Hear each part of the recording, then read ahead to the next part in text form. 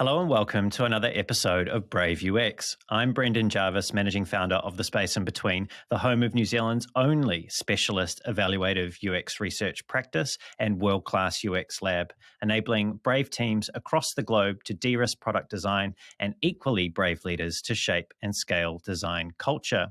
You can find out a little bit more about that at thespaceinbetween.co.nz. Here on Brave UX, though, it's my job to help you to put the pieces of the product puzzle together. I do that by unpacking the stories, learnings, and expert advice of world-class UX, design, and product management professionals. My guest today is Christina Wodtke. Christina is one of the most impactful, established, and original thought leaders in Silicon Valley. There won't be many of you listening who haven't at least heard of her groundbreaking and best-selling book on OKRs, Radical Focus, now in its second edition. A self-described curious human with a serious big tech resume, her work in design and product has included redesigns and IPOs at companies such as LinkedIn, MySpace, Zynga, and Yahoo. But those big names only scratch the surface of Christina's professional story. She has also worked as a design consultant, as a co-founder of the Information Architecture Institute, has also been a co-founder of a tech startup, and is the founder and original publisher of the popular online design magazine, Boxes and Arrows, now under the care and protection of another Brave UX guest, Amy Jimenez Marquez.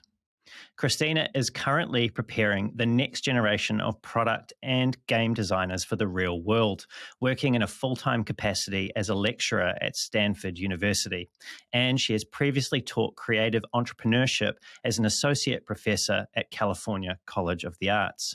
Aside from writing Radical Focus, did I mention that it's now in its second edition?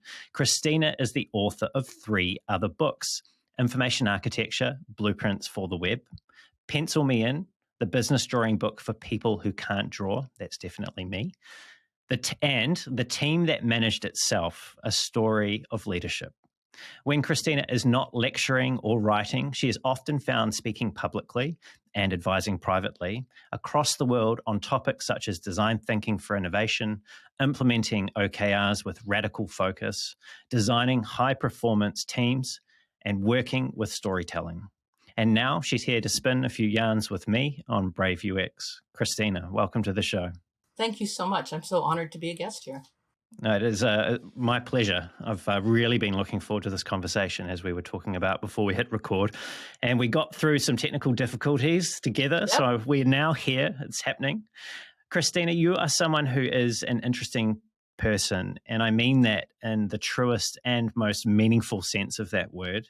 One of the many things that I learned about you preparing for today was that you used to do a bit of swing dancing. Oh my gosh.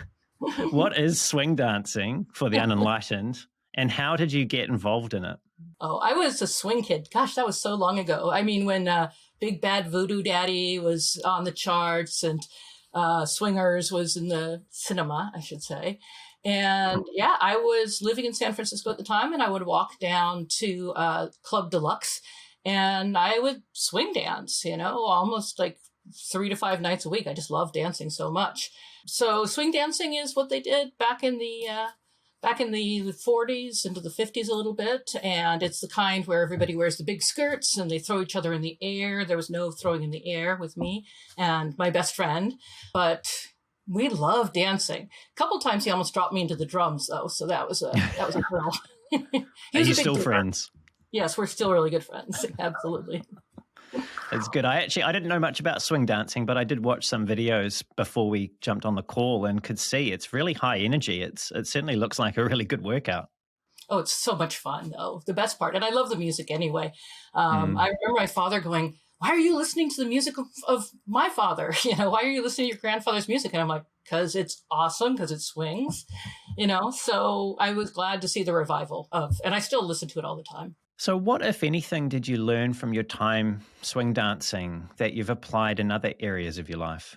Oh, well, if you want to learn how to collaborate, it's really fascinating to swing dance because you really have to pay very close attention to your partner because they're leading you. Although I think my friend and I took turns leading each other a little bit. He would complain that I was leading again. But eventually, after doing enough dancing together, that we just had a feeling about each other. Like, he's going to flip me. He's going to spin me under his arm, And so that's sort of paying very, very close attention to someone, and then practice. You don't get that the first time. And I think there's a lot of teams that get together for the very first time, and they think, okay, we're just going to dive into it. We're just going to do it, right? We're going to start building this product, but you're going to fall into the drums, I think, if you do that. You really have to get to know each other. You have to decide on the norms. How are we going to interact? How are we going to solve conflict? How are we going to deal with challenges? And you have to be willing to constantly evolve it, constantly get better. I love doing weekly retros with teams, and I loved dancing a lot, practice, and then going, hey, you remember that one time when you spun me and I got stuck? Then let's not do it that way again. So again, it's all about feedback and learning. Now, with the dancing, you mentioned there that there was sometimes some tension, or it sounded like, between you and your partner, where they felt that you were starting to lead the dance, and that Yes. to me is a really interesting observation or self-observation of yours. Is that a tension that you have experienced in your professional career with peers or people that you are being managed by, that tension between who's going to take charge here and who's actually going to follow the other person's lead? Oh my gosh, there's always a lot of tension. Like, how do we decide what we're going to do going forward? I remember ages ago, I was reading a book that was a bunch of interviews with CEOs. And there's one quote I've never forgotten, which is, if we're arguing with opinions, my opinion wins. And I realized, that if you're in a position where you're not the final decider, which almost nobody really is, to be honest, then you have to argue with logic, with insights, with data. You can't just be like, I really feel it's this way. And I'm like, I'm glad you have feelings. Good for you. But I also think about a lot when I first started coaching. So I went to a Stanford continuing education a while back. They have the most amazing teachers there. It's just continuing education. And I actually took a class from Julia Child's editor on how to do food writing. I mean, it's just really fun and smart and amazing. But I took this one-day coaching class, and I hadn't really realized that when you go into coach, you are not coaching with your body of knowledge. You're coaching to listen, and you're really helping people learn how to solve their own problems and teach them a way of looking at things. And I've got to say, I'm a fixer. I'm a fixer all the way down to my toes. So I'd be talking to someone, and I'm like, I know the answer. I'm like Hermione. I can't. And I was like, no, okay, I've got to figure out, I have to ask them a question. I have to ask them to compare. What's the advantage of this? What's the advantage of that?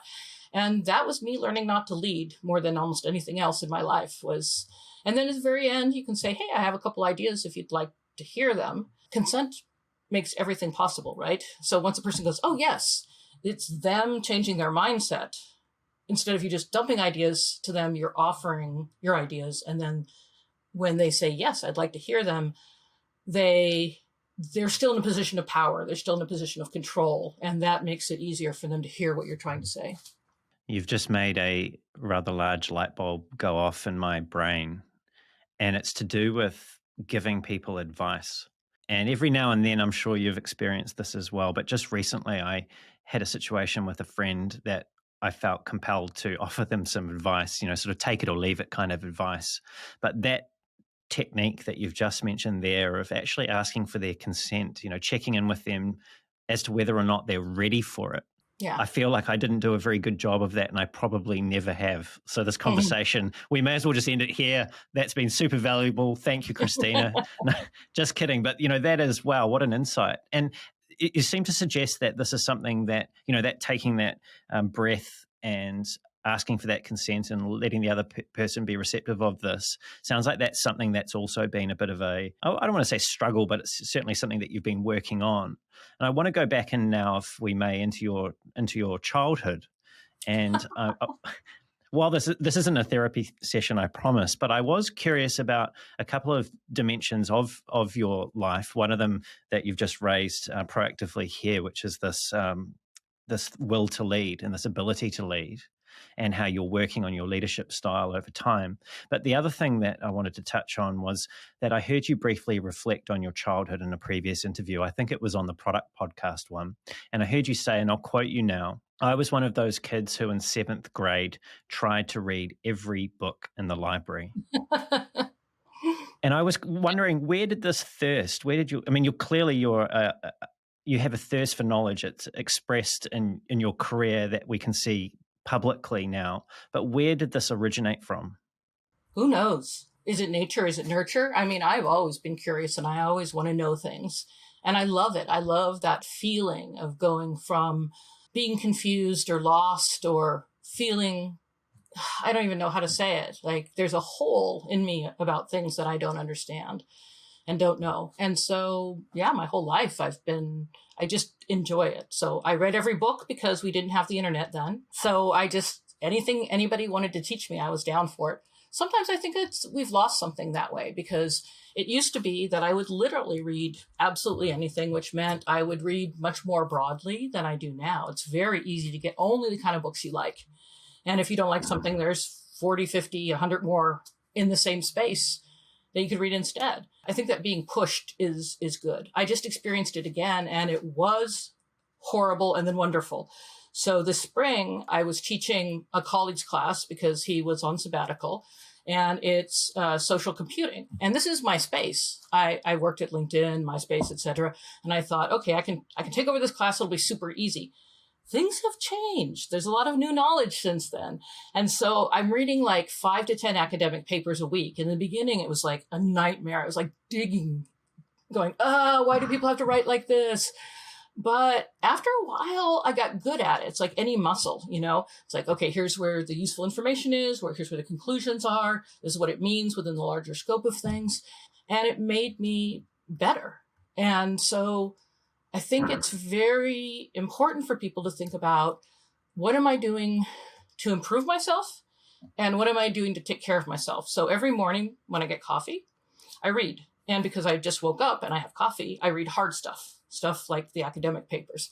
And then every evening when I'm tired, I have a glass of wine or soda water, depending on the evening, and I'll read fun fiction just to relax. And that rhythm of getting yourself to grow, but then relaxing and enjoying, it's very important, I think. At least it's very important for me.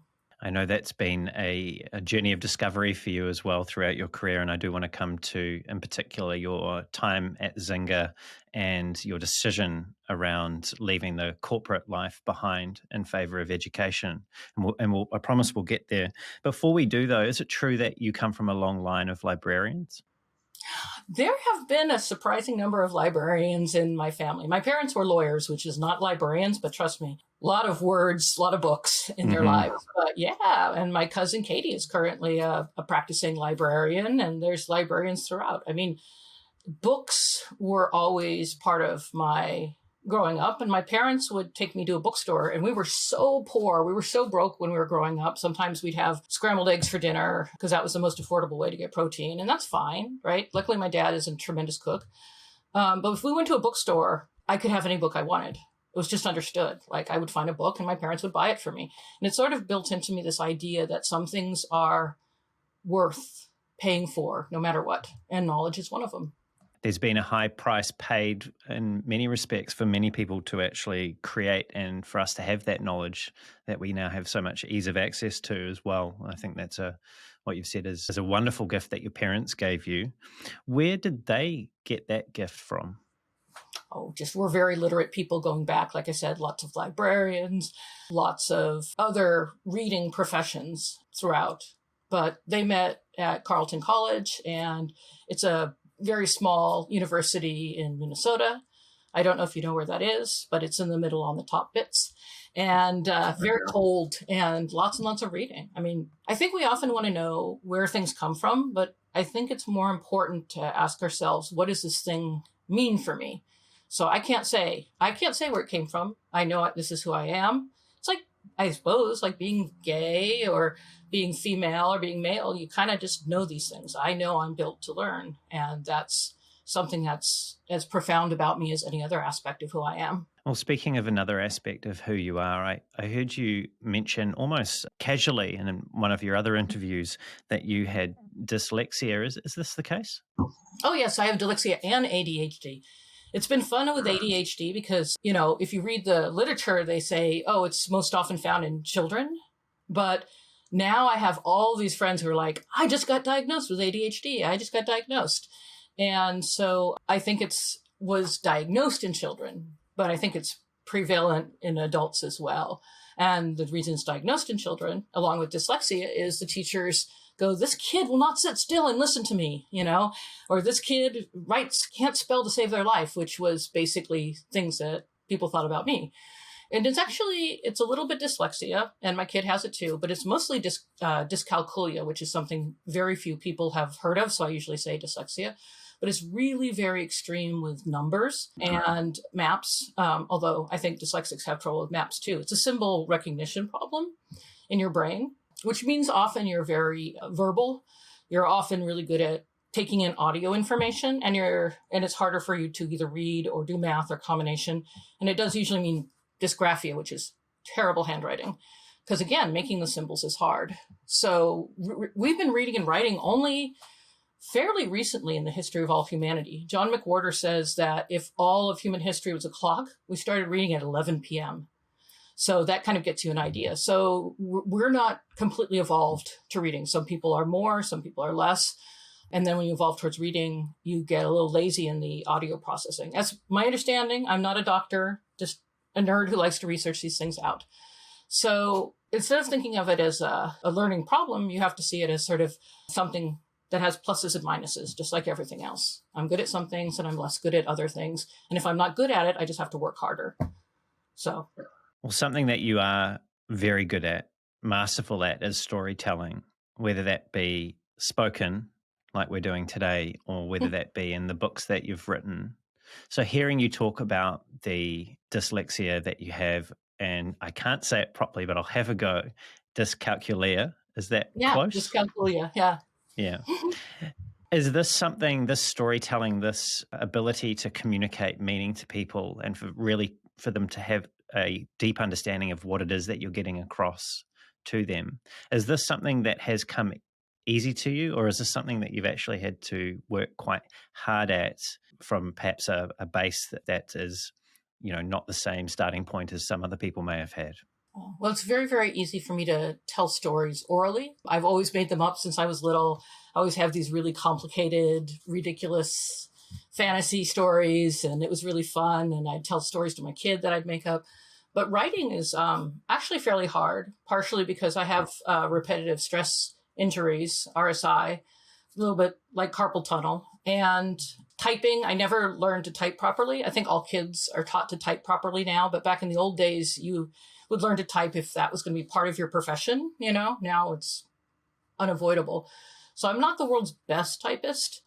And so when I'm writing things down, I'm definitely slower, but I think that lends my prose an economy in the style, in that I'll never write purple prose. It's just too much work. I'll always write things that are much more on the Hemingway side. Not that I'm Hemingway, but, a little shorter, a little crisper. And it means I'll think a little more about each sentence because I have to.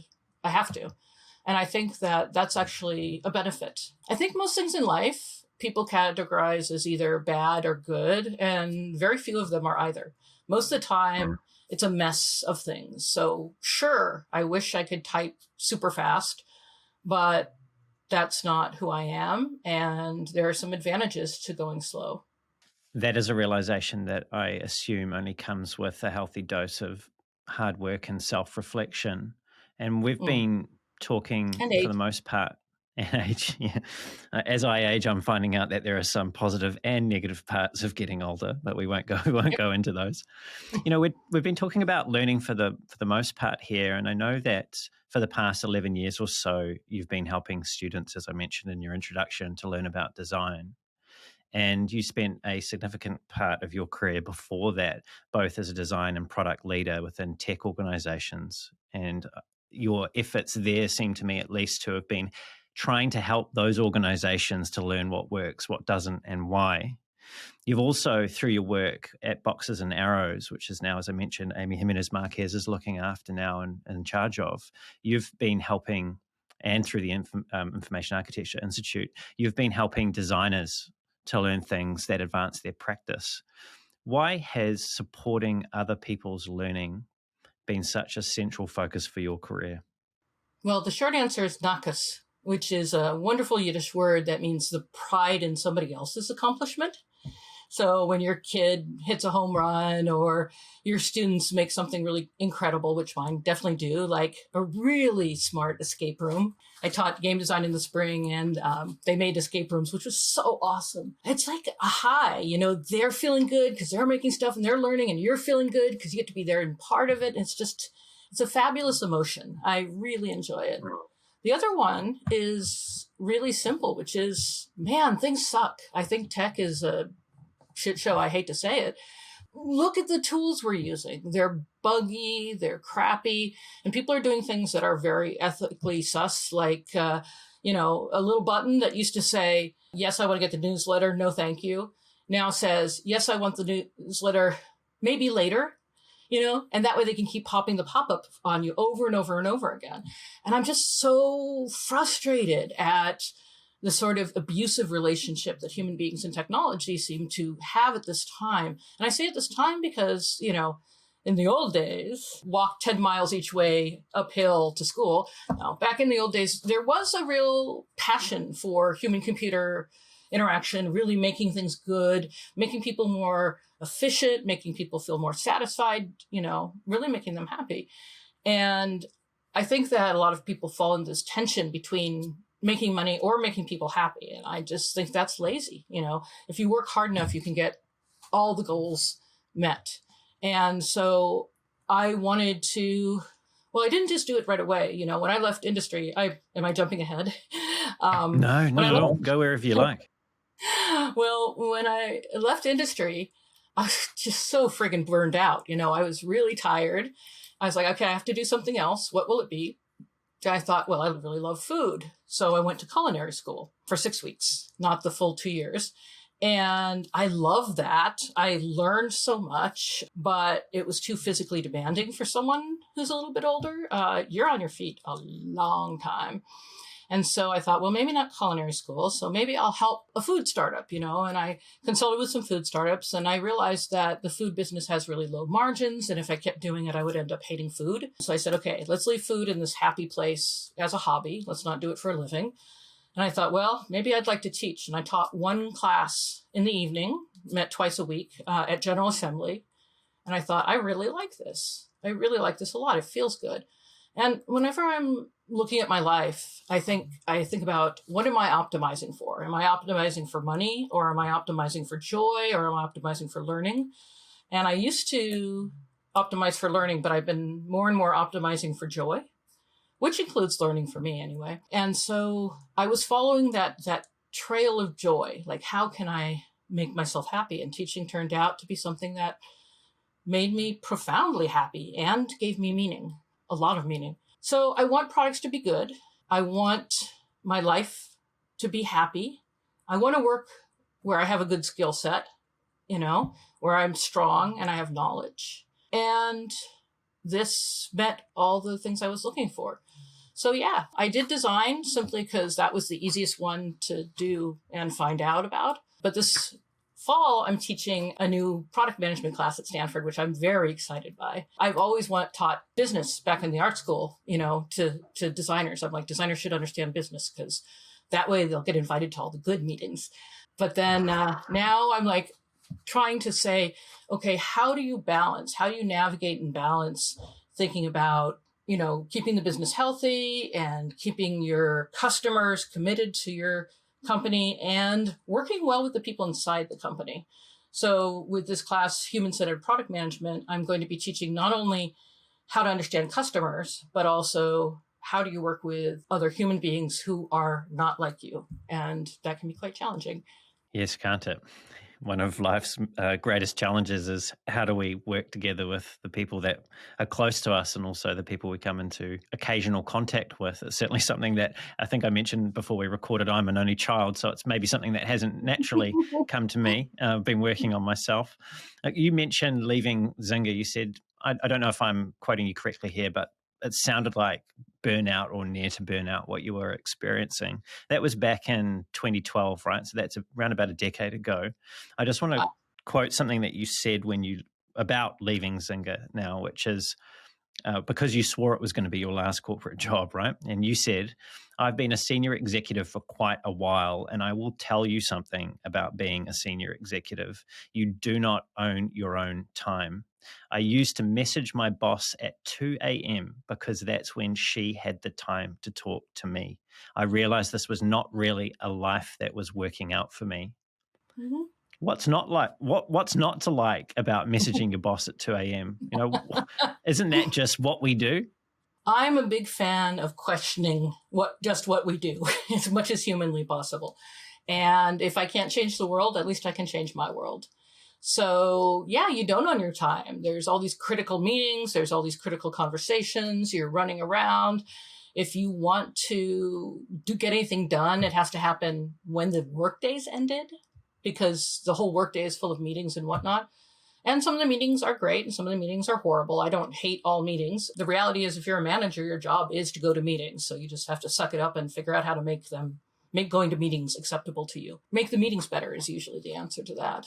But yeah, I was like, no, I want time to really think. I'm starting to think that right now we should start a slow tech movement.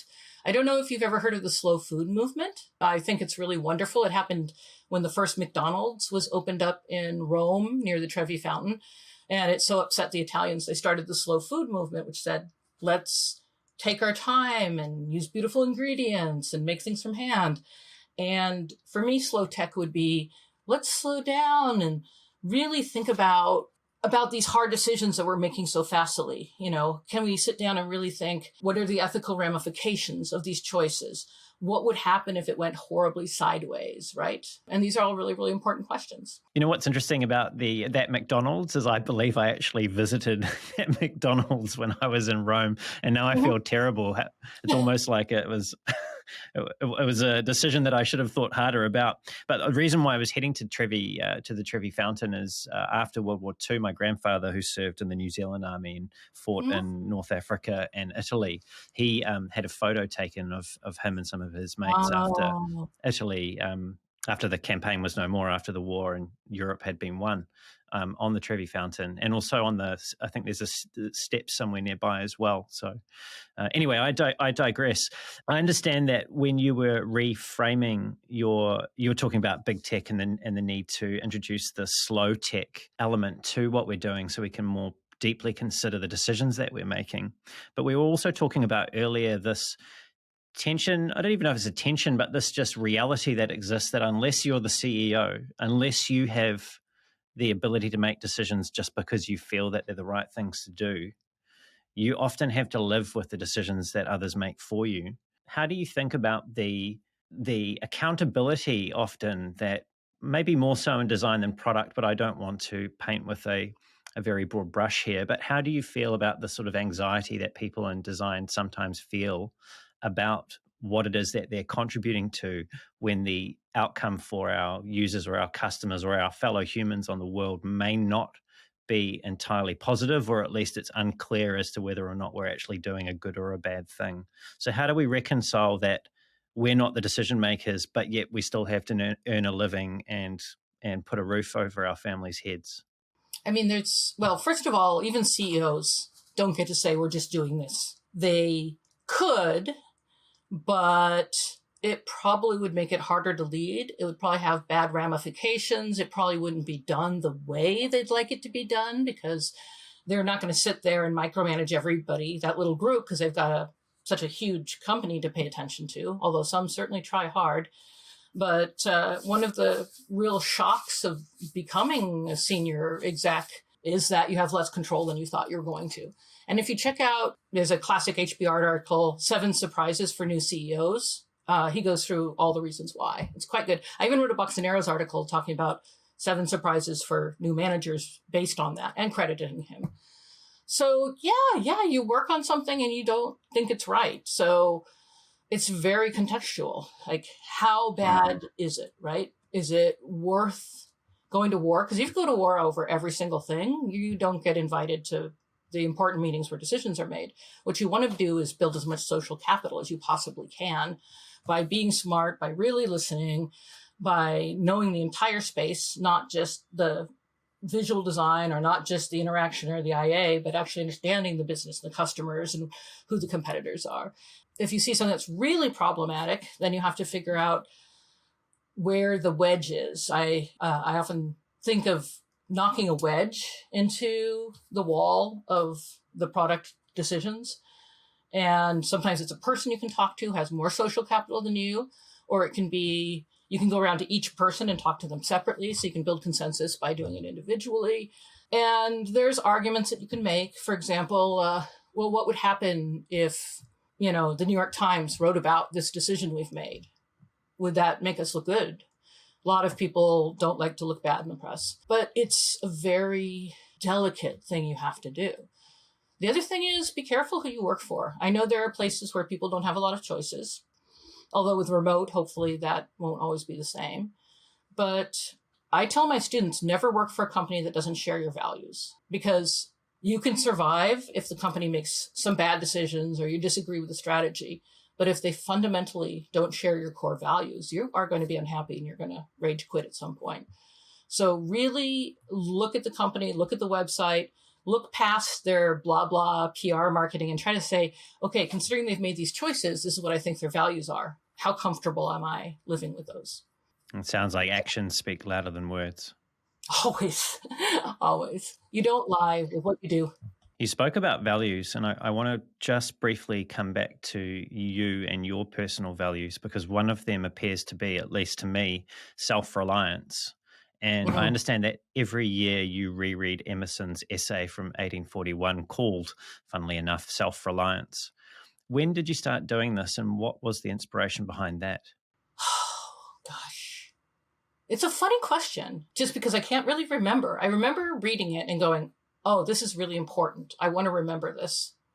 And then I'm a big fan of temporal landmarks. Dan Pink talks about in his book, When. And so you just have to hook things to moments in time, like a holiday or a Monday. I mean, the OKR system I have is full of temporal landmarks. And so I just picked one. And actually, I still read it, but not before I read it consciously. I thought the 1st of September, I'll read Self-Reliance.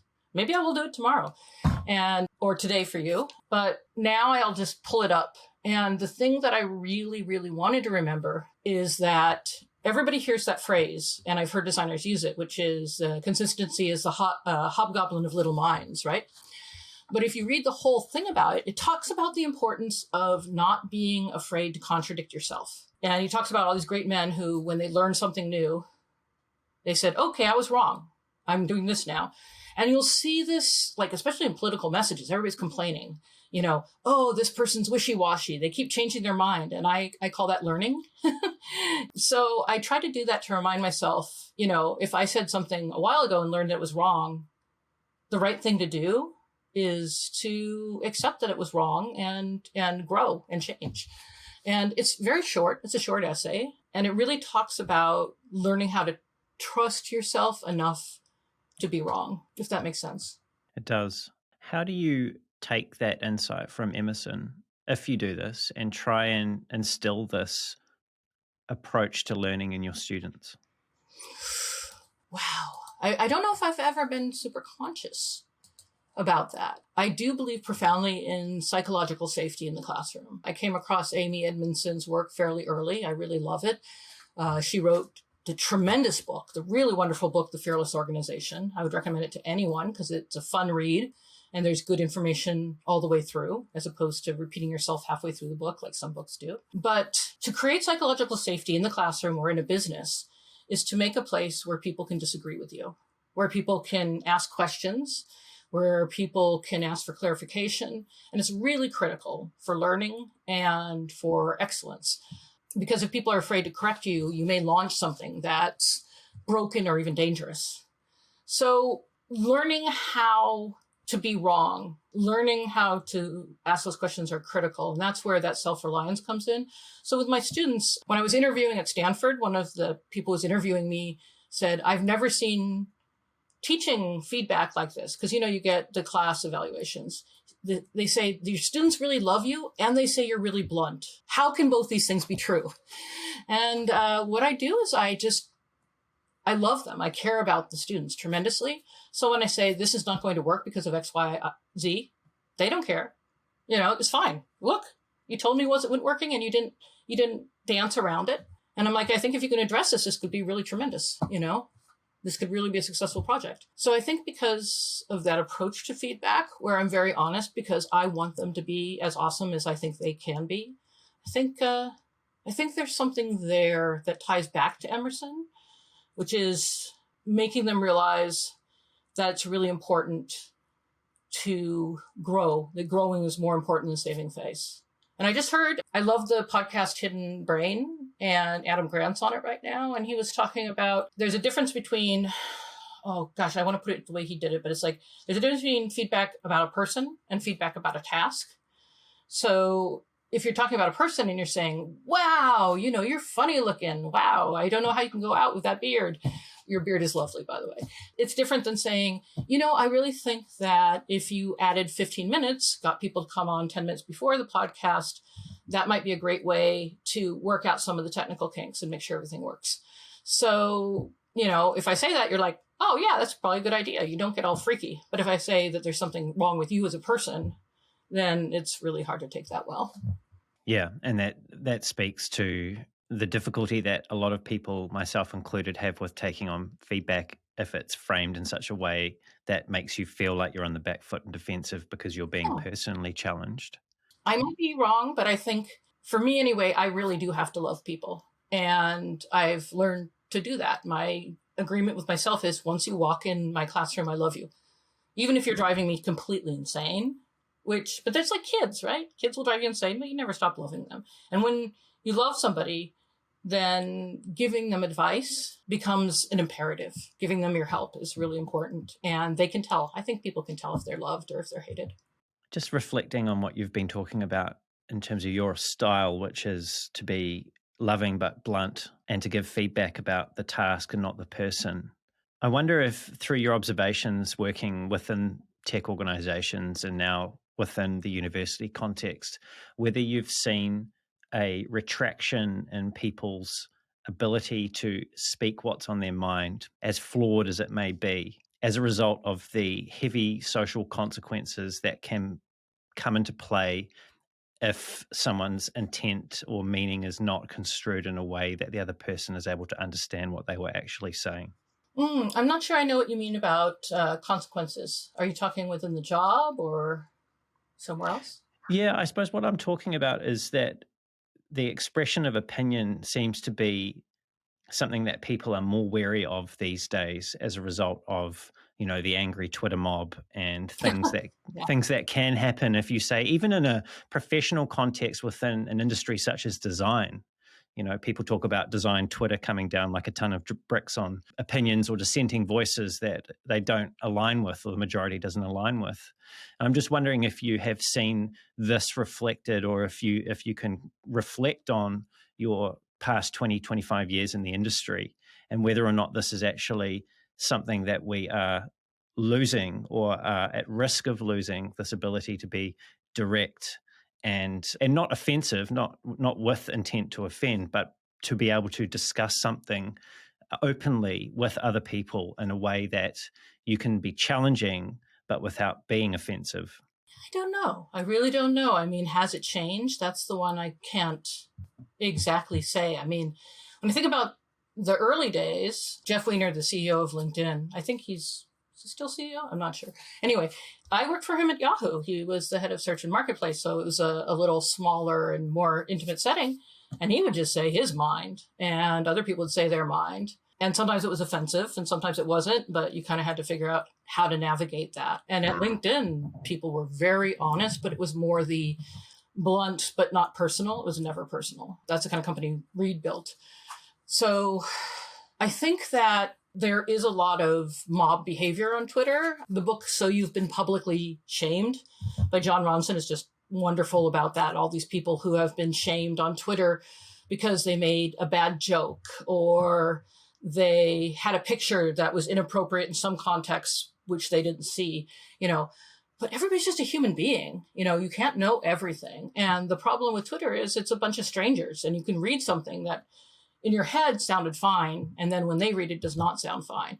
And what I'd like to see is more people being gentle with each other, but it shouldn't affect smaller, more private spaces. For example, a classroom or a team meeting. In a team meeting, you should be able to say, I have some questions about this. I'm really concerned about X, Y, and Z. And I had to stop there. Was like, I could say, I have a problem with this. Okay, that's going to make people get defensive. Okay, what else could I say?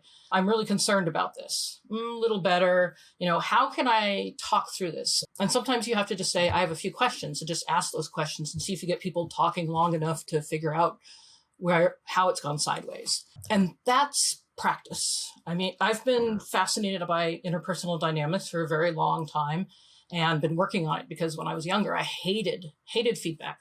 You get those annual 360s, and I would just be like terrified beforehand, weeping after. I don't know where I got it in my head, but I feel like when I was younger, I thought criticism meant I sucked and I was horrible and I was the worst person to walk this earth.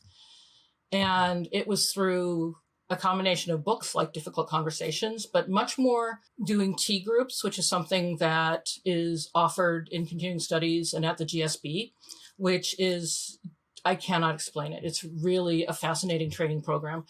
And through that, I started to realize that people can criticize me and not hate me at the same time, which was a big step forward. And then I realized I could give people advice and that they didn't necessarily hate me for pointing out that they were imperfect.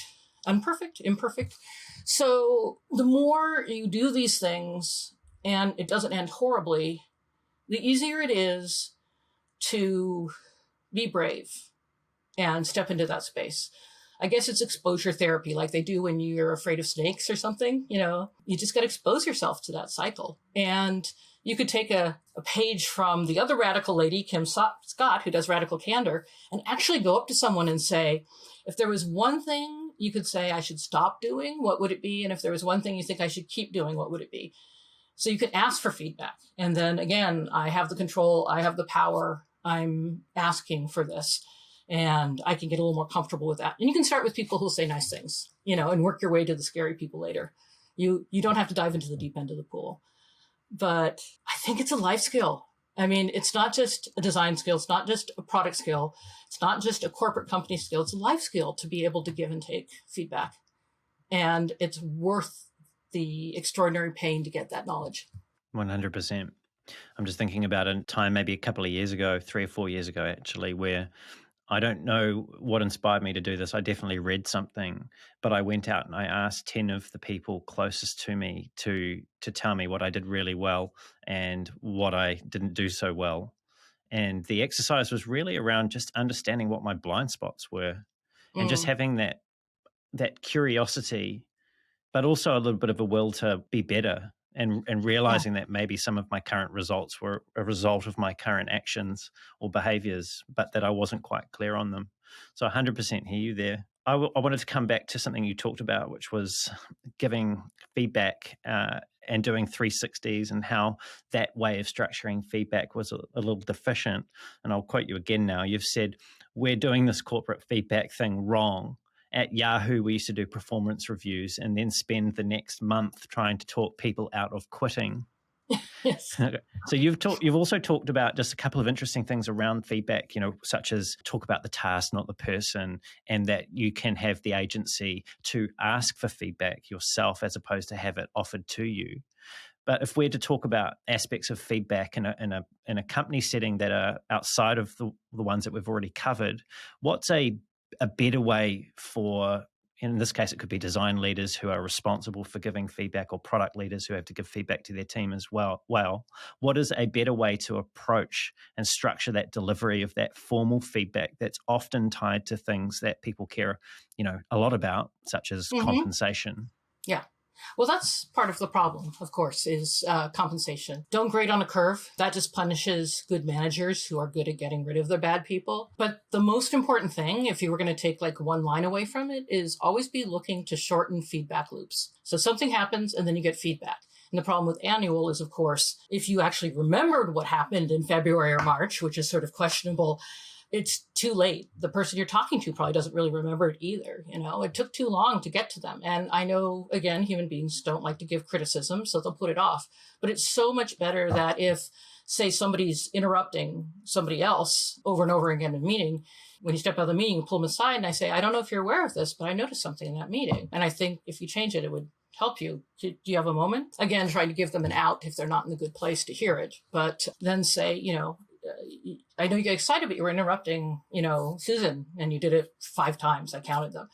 And sometimes that makes people a bit defensive. And I was thinking, if you can try to deep breathe or something till they finish their sentence, that would be great. A lot of times when people are interrupting, they're just excited, but it feels very abusive.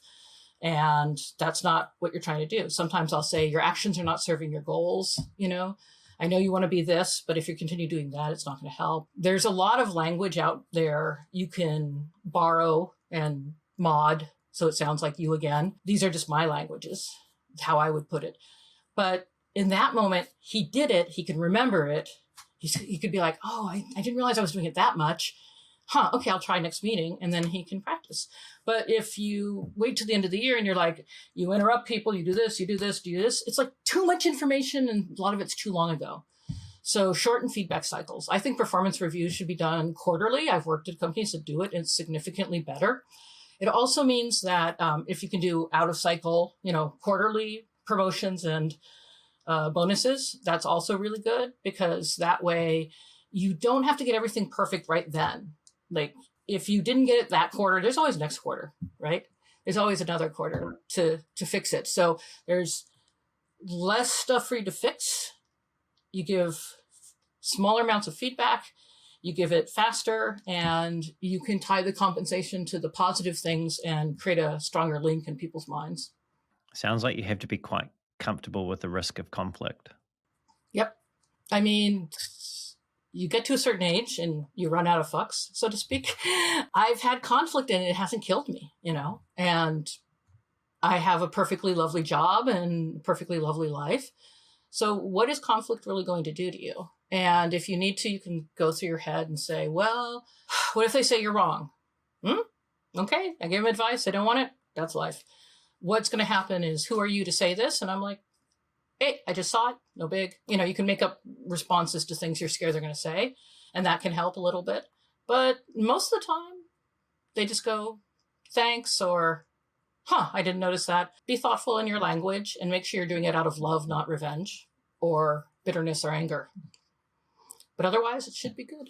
I've heard you talk about a situation at Zynga where you were first hired, and one of the experiences you had was that very soon after starting, a number of people came up to you and told you that you needed to fire someone.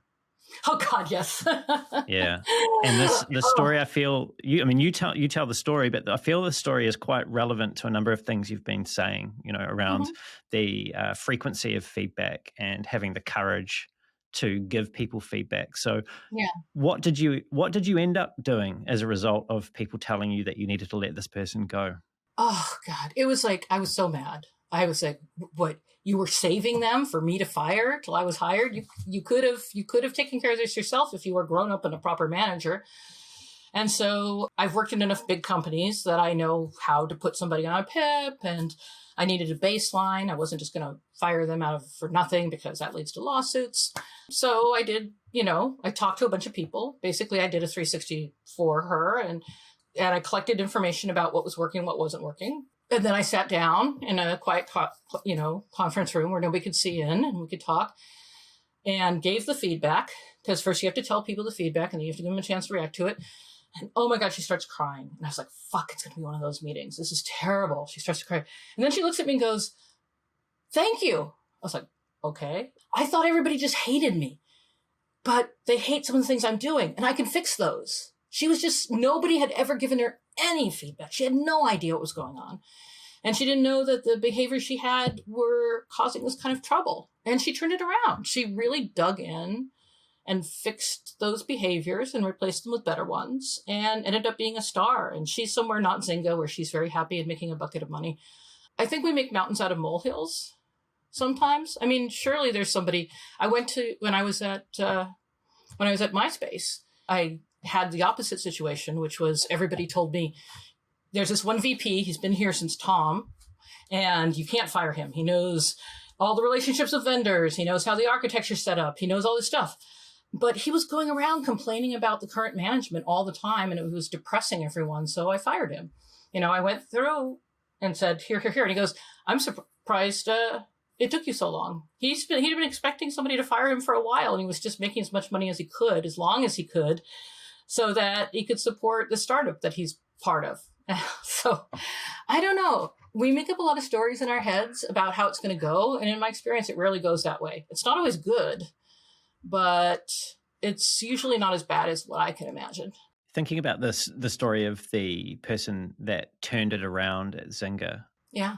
And what we were talking about earlier, in particular, I think with reference to Emerson's essay, Self-Reliance, and also what we were talking about regarding people's ability to feel brave enough to express an imperfect opinion and not be hauled over the coals for doing so. It seems at least that there's a theme emerging here of needing to give people a chance or a way back. Yes. And making sure that you actually hold that space for someone without it being taken advantage of. I think one of the hardest things for us to realize as humans is that other humans will grow and change. I mean, if we just say it, yeah, but I ran into an old friend I hadn't seen in years, and the way he talked about me was not the way I am now, that I'd spent a lot of time working on some of my less lovely qualities. And I realized we expect people, I guess it's like growth mindset, like there's a fixed mindset, which is I was given these talents and that's who I'm going to be forever. And growth mindset, which is I'm not very good at this, but if I really dig in, I can get better. I think we have that on other people. There's people who think, oh, you're just born that way. You're never going to change. My ex-husband, very much that way. And then there's other people who believe in people's opportunities to grow. And I'm definitely in that second camp. And so when I'm interacting with people, I believe that everybody could become the best version of themselves, whatever that is. I'm not here to say who you're supposed to be, but I am here, especially for my students, to help them in the ways they want to grow. And I believe that everybody's capable of growing, should you choose to grow. You spoke about candor earlier, radical candor, and how that dovetails in with what we're talking here around feedback. If you think back about that experience at Zynga and at MySpace that you recounted there about people not being brave enough to address the issues that were quite evident with this particular VP, what are the conditions that need to be in place to make it more likely that peers, not necessarily just managers, but peers, that we feel safe enough and brave enough to directly address behavior that is not acceptable with our colleagues? Yeah. I mean, one thing that's really important is don't wait too long, because that feeling of needing to give feedback, the longer you wait, the more you're going to kind of start getting angry and bitter and make up stories about that person in your head. You don't want to ever guess a meaning for why they're doing it. You don't know. Like you could guess a meaning, which is, oh, maybe their kid's sick and they're just being rude because their kid's sick. Or you can make up a story where they're a natural born asshole and they treat everybody like that. You got nothing. You don't know. You don't ever know. Right. So all you can do is say, I see this and it's bothering me and I'd like to know more. So I can say, I see you interrupting a lot and I can see it's affecting this other person, or it's affecting me. You're interrupting me a lot and I know how I feel. And I'm a big fan of, I'd like to, and this is the formal version. I don't know if you ever want to say this to a human being, but I'd like to invite you to work with me to solve it. So you could be more relaxed about it and say, hey, this is happening. And is there anything I could do, to help? Or what do you think? How are we going to make this person feel more comfortable, who just got ran over? It's delicate, especially if you're advocating for someone else. It's always easier to advocate for yourself because you genuinely know what's happening to you. I was part of a meeting where we had a guest talking about things, and it was part in person and part to, Zoom, which is always very complicated. And there was somebody remote who was asking a question and explaining it. And the person who was facilitating interrupted that person, which I'm very sensitive about interruptions because it's women who get interrupted. And this person is like super big, famous, important, done mind-boggling work, the person on the Zoom. And so this other person, I felt it was rude, and I quietly reached out and I said, this is a thing I observed, and I don't know how it landed, but I just want to make sure you're aware that you were doing that. Because if you're a facilitator, you don't do that. You don't interrupt people. You got to be cool, gentle, supportive. And he wrote to the woman, and she's like, "Oh, did that happen? I didn't even notice it." And so was it a mountain out of a molehill, or was it useful information? It's up to the person who I gave feedback to. I'm being very careful with names because it's a relatively recent situation. But you talked about how as you get older, you run out of fucks to give. And yes, I want to come back to a slightly younger Christina in 2014. I watched your talk, The Executioner's Tale, and you opened that talk with a Zen story or a parable of sorts about the farmer and the wild horses. Oh, yes. How does that story go? And how does that actually, the essence of that story, how does that tie back into what we're talking here about being brave enough to give feedback like that you just gave? Well, I will say that when I do the radical focus talk now, I use a Greek myth that is more aligned with the story. But that is one of my favorite Zen parables. I've read 101 Zen stories like hundreds of times, so I can tell Zen stories all day long, and I love them. And so that one is about a farmer in a small village in China. And he had a son, who was, I don't know, young man age. And one day the son brought back three wild horses, I think it is. And everybody in the village, who's in everybody's business, the way small towns are, I grew up in a small town in Iowa, rush over and go, "Oh my gosh, what good fortune. How awesome was this? You got this, you found this free horse, free horse, it's cool." And the old farmer, who wasn't much of a talker, goes, "We'll see." So the next day, the young man is trying to break the horse, trying to tame it. And he falls off, and this horse steps on him. He breaks his collarbone, he breaks his arm, he breaks a leg. And everybody in the village, of course, rushes over to say, "Oh man, the day you found those horses, that was a bad day. What bad luck. How horrible, your poor son." And the old man says, "Well, we'll see." And then about a week or so later, the son's all casted up and whatnot, bandaged. And the army comes through, and they're taking all young men of a certain age off to fight a war that they are losing badly. But they don't take the son because he's all messed up. The villagers all come and say, "Oh, thank God your son doesn't have to go off to this pointless war." And I think you know what the old man said. So I also tell my students, at some point or another, you're going to walk away from $5 million. The problem is you won't know until it's way too late. And I think about the time when I interviewed at Google, and they were really small. I think there were 70 people. And I just hated them. I just disliked Marissa Meyer. I loathed Larry Page. And I called the recruiter and said, "I don't want to go forward with this interview." And it's happened again. You just don't know. You don't get to know. All you can do is do the thing that you feel is right at the time and see what happens. There's some beautiful simplicity in that, but it seems to me at least a very difficult thing for us to do.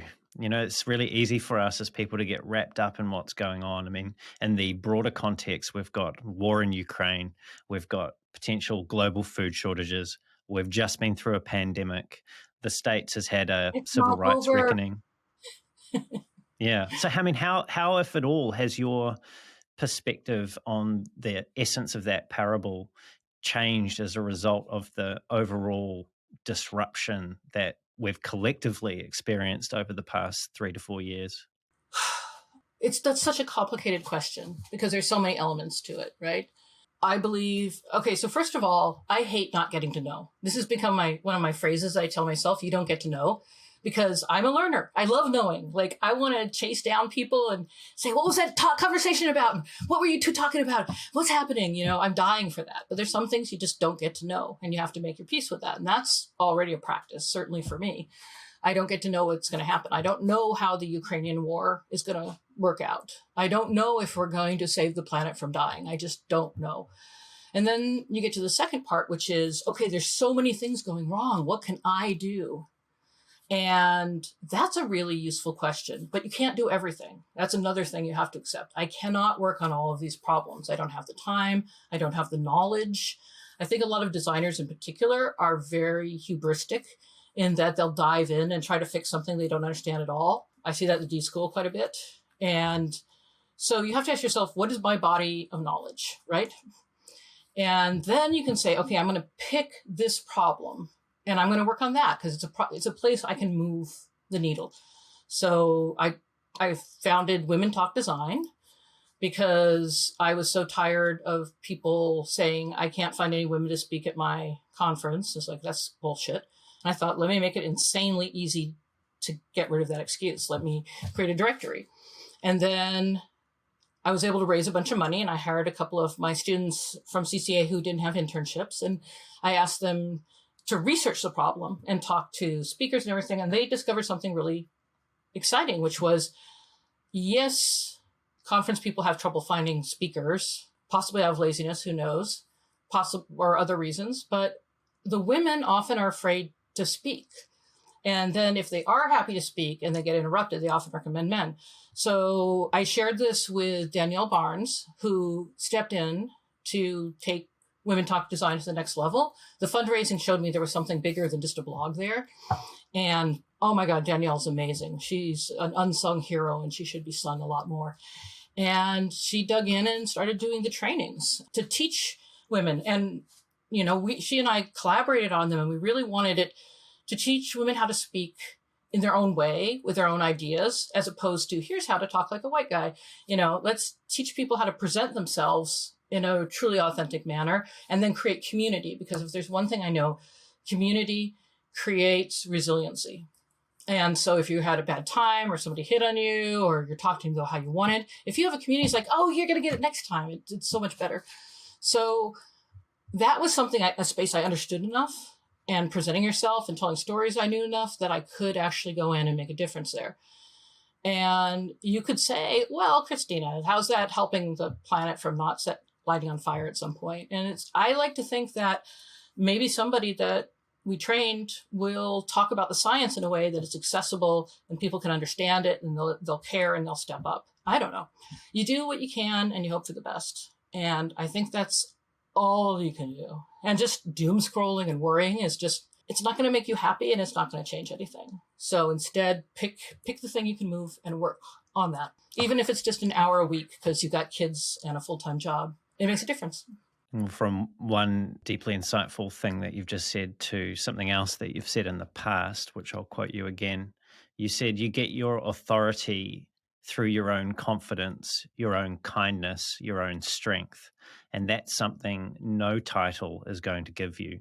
So the more you spend time getting to know who you are and learning to love that, the better. So you talked there about Women Talk Design and wanting to give those women more confidence in expressing themselves authentically. But if we take that thread and then we think more broadly about the people listening today, if there's someone struggling, as we all do from time to time, with finding that confidence and expressing that confidence in a way that connects with others, where's a good place for people to start to get to know themselves a little bit better and to develop that confidence? I like therapy. I think therapy is awesome. I recommend getting therapy. And something nobody talks about that I've seen anyway is that the first therapist you meet may not be the right one for you. So you have to shop around a little bit. You should talk to maybe 3 different people. When I decided to get a coach, a personal coach, I met Andrea Corney, who's amazing. And she said, I won't take you on as a client until you talk to 2 different coaches. And I was like, whoa, that's amazing. And I did, and I worked with her. And I've been in and out of therapy various times in my life. I'm lucky enough that I realized it was something that would help me. And when I've had harder times in my life, I've gone into therapy. And having someone to talk to you who only cares about your well-being, that's all they care about. They're there to help you get better. And if they're not there, don't work with them. If you go 2 or 3 times and you realize they're not there for that, then get someone else. People will test drive multiple cars, but they'll take whatever therapist they're given. No, don't do that. So I would say if you've done it and it didn't work out, it could quite easily be that person is just not a good fit for you. And fit is more important than competence, I would say. If you find the right person and you can talk to them, then you will really learn, and you'll start working on these things that are scary. And you'll start realizing, and you'll also build a lot more metacognition and self-awareness, because that's what they do. I'm a big fan of CBT, cognitive behavioral therapy, but my favorite is actually mindfulness-based therapy. I've meditated most of my life, and I think that as you become more self-aware and you become more grounded in who you are, managing these challenges becomes more straightforward. Just thinking about bringing the show down to a close now. Mm-hmm. Just a little earlier, you told the story of the Zen story of the farmer and the wild horses. Now, there's another Zen story. I know you said you've read a book of 101 of them, so I'm only picking one more out of that book probably. But there's another one that I heard you speak about, which is about the monk and the professor having a cup of tea. Yeah. How does that story go? Oh, a cup of tea. That's a classic. A professor who was researching Zen, came in to have tea with this monk and ask him questions. And they sat down, and the monk made tea and was pouring the teacher's cup and kept pouring and pouring. And it went over onto the table and down on the floor. And the professor's like, stop. The cup is over full. And the monk says, just like this cup, your mind is so full of your own opinions and your own ideas that you can't learn anything from me. If you want to learn something, you're going to have to empty the cup. That's my Nina barking in the background, just in time. So I think it is important, when Zen people talk about beginner's mind, they're talking about a cup of tea. That's the first story in the book. And I think it's a good place to be. I have no idea what she's barking about. Probably saying, hey, friend, come play with me. Yeah, I think that's a big one. I was thinking about another one that I think is a really useful one, which was about, it's always about monks, right? It's about these 2 monks who were traveling from one monastery to another one. And there was a woman standing by a stream dressed up as a geisha, beautiful, all the makeup and silks and stuff. Nina, soft bark. Come on, babe. Goodness. And so the older monk, picks her up, carries her across the stream, puts her down, and goes back on the journey. And about 5 miles later, the younger monk turns to him and says, we're not supposed to touch women like that. Why did you lift her? Why did you carry her? And the older monk says, I left her at the stream. Why are you still carrying her? And I think about that all the time because, I could be like beating myself up for 3 hours saying, whoa, why did I put my dog out? It's ruining the podcast. Everything's terrible. Or I could say, she barked. It's no big deal. Or I could even say, next time I'll put her in the bedroom, whatever. But you don't want to be like beating yourself up forever when you do something wrong. And I think that'll make it easier to take feedback if you can leave the feedback at the stream.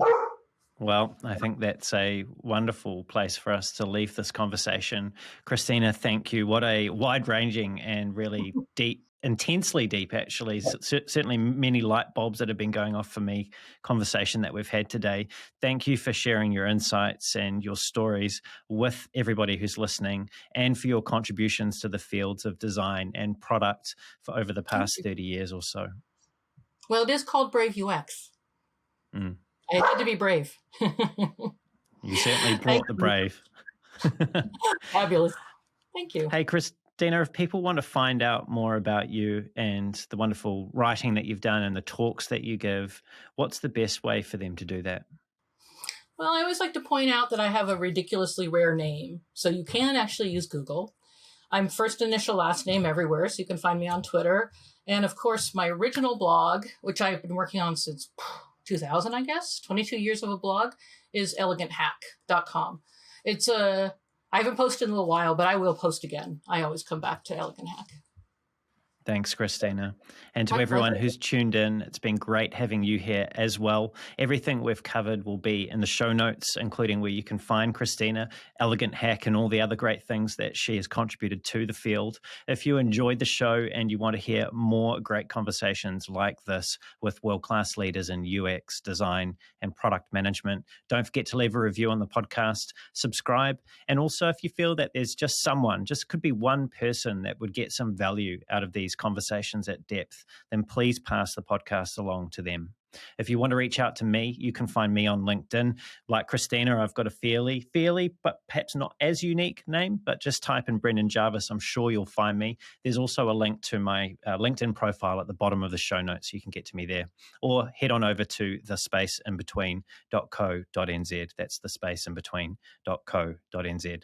And until next time, keep being brave.